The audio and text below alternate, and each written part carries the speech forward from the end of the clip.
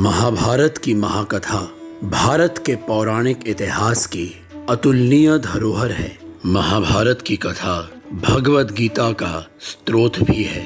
महाभारत का खलनायक गांधारी नंदन दुर्योधन था। लेकिन दोस्तों, हर नायक में खलनायक है और हर खलनायक में नायक।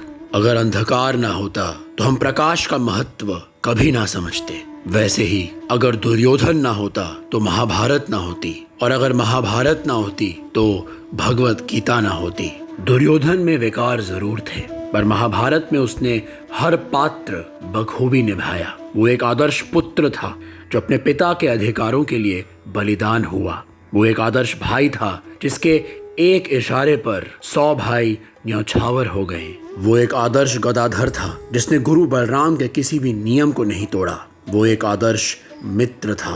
कर्ण और दुर्योधन की मित्रता के उदाहरण अनंत काल तक दिए जाएंगे। और सबसे बड़ी बात, दुर्योधन एक आदर्श शत्रु था जिसने वैर भाव चरम बिंदु तक भोगा। दुर्योधन सा शत्रु न हुआ कभी और ना ही कभी होगा। आज हम ऐसे मंदिर की बात करने जा रहे हैं जो दुर्योधन को समर्पित किया गया है, उसके मान में बनाया गया है। दोस्तों, आगे बढ़ने से पहले प्लीज हमारा चैनल सब्सक्राइब करें। उत्तराखंड के उत्तरकाशी जिले के जकौल गांव में एक ऐसा मंदिर है जिसे सौर के लोगों ने बनाया था। वहां पर कौरव पूजे जाते हैं। ओसला में एक बहुत ही खूबसूरत वुडन 3 चेम्बर टेम्पल है जहां पर कई सारे सुंदर स्तंभ भी हैं। एक 5000 साल पुरानी प्रथा के अनुसार वहां पर आज भी दिन में 3 बार दुर्योधन के मान में ढोल बजाए जाते हैं। वो दुर्योधन को अपना राजा मानते हैं। देहरादून के नाम का सोर्स भी दुर्योधन ही है। पौराणिक गाथाओं के अनुसार दुर्योधन को उत्तराखंड के हनौल वैली की सुंदरता बहुत पसंद आ गई थी। उसने महासु देवता से वहां पर एक जमीन की मांग की थी। उस देवता ने उसे वो वरदान दे दिया, इस शर्त पर कि वो वहां के लोगों का ध्यान रखेगा। यहाँ के लोग आज भी ये मानते हैं कि इनके पूर्वज महाभारत के महायुद्ध में कौरवों की तरफ से लड़े थे और मरे थे, और दुर्योधन की मौत पर इनके पूर्वज बहुत रोए थे।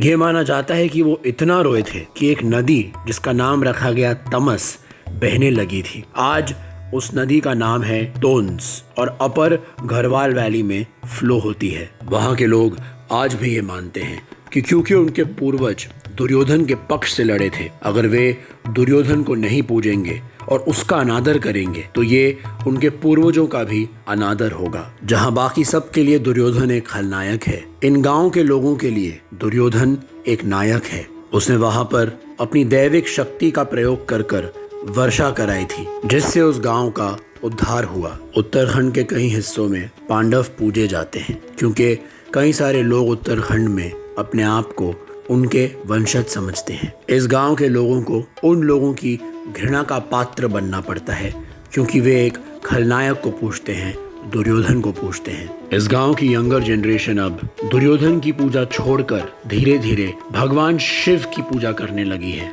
वो शिव भगवान के एक रूप सोमेश्वरा को उस इलाके का देवता मानती है। ओसला पहुंचने के लिए आपको हर की दून वैली से एक ट्रैक प्लान करना होगा। इस ट्रैक की शुरुआत होती है शंकरी गांव से, जो इस ट्रैक का बेस कैंप है। एक और गांव है तालुका। अगर आप वहां से ट्रैक करेंगे तो आप ओसला एक दिन में पहुंच जाएंगे।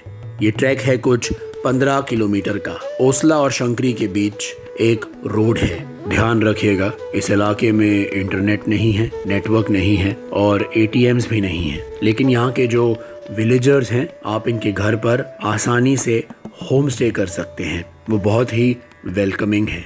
धर्मम में जानामि न च में प्रवृत्ति, अधर्मम में जानामि न चाहूं निवृत्ति। ये एक श्लोक था जो दुर्योधन ने महाभारत में कहा था। इसका मतलब है कि मैं अच्छी तरह से जानता हूँ कि सही क्या है, लेकिन मैं उसके पीछे नहीं जा सकता। और मैं ये भी जानता हूँ कि गलत क्या है, लेकिन गलत मेरा पीछा नहीं छोड़ता।